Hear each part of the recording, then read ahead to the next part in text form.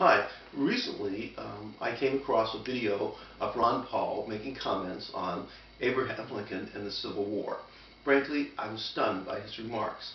Mr. Paul took the position that the Civil War was unnecessary and that the North could have purchased slaves from the South and ended the war that way. Maybe that's just economic theory and you think, he believes in free markets, he'll apply free markets to a social problem.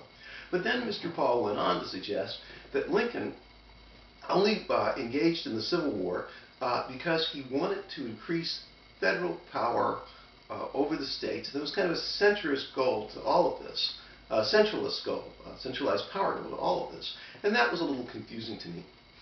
First, let's look at this idea that you could have settled the slavery question economically. I don't think that Mr. Paul realizes the economic scope of the problem of slavery when fully 40% of the people in some of the states were slaves. Was there really enough money in the North to buy all the slaves in the South? And at what cost to the Union that kind of debt? But furthermore, why would they sell their slaves? I mean, slaves are an integral part of the plantation system. They're needed to do the work. What happens once you buy them? I mean, do the plantations shut down? Do they then have to hire labor at a higher cost? Does the rest of the nation then have to subsidize that cost? But more than that, the entire slave system and the ethical and moral values that were associated with it were an integral part of the life of the South, and it didn't want to give that up or recognize that there was anything wrong with it because of what people in the North felt about slavery. Remember, the North didn't attack the South.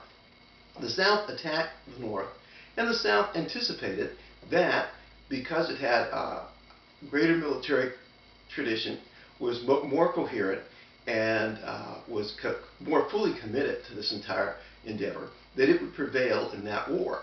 Well, as for Lincoln, Lincoln surely expressed himself best when he said that he was just there to save the Union. And if he would save the Union with slaves, then the Union would be with slaves, and if he could save the Union without slaves, then it would be without slaves, but his task was to save the Union. And we tend to forget that.